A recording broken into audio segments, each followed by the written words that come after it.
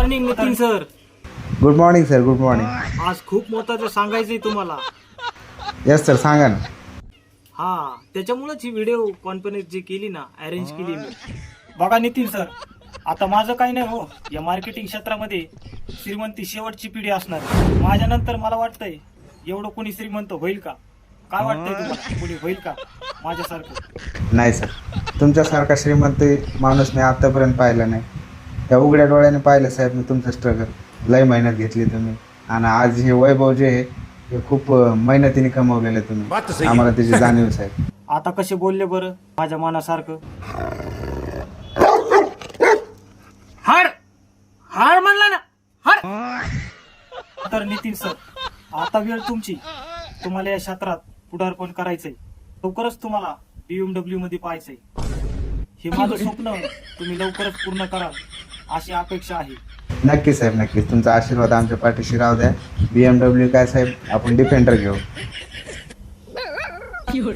हाड हाड हाड हाली तुम लवकर, नाहीतर पाय मग हिट कर. आणि तू मला कामही करून द्यायनास आणि काहीच नाही. निघ इथून. जराशी श्रीमंत लोक पाहिले नाही का लगेच चिटकायला बघत आहेत.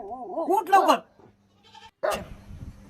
नितीन सर, थांबा जरा, मी पुन्हा कनेक्ट करतो. आधी माझ्या डोक्याला शांत करू द्या. हां सर, ठीक आहे, ठीक आहे. मी हा इथंच आहे. बरं, चालतंय सर, चालतंय. काय कोणाचं कुत्र भुकत आहे त्याच्यात एवढं मोठ्याने?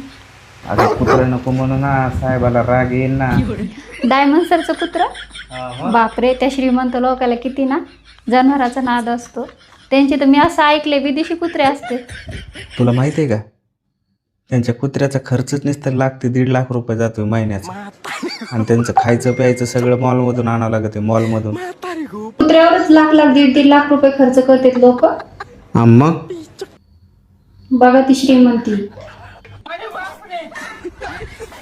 काय रे, काल तुला 2 बोंबलाचे तुकडे टाकले तर माझ्या दारातून उठायचं नाव घ्यायनास.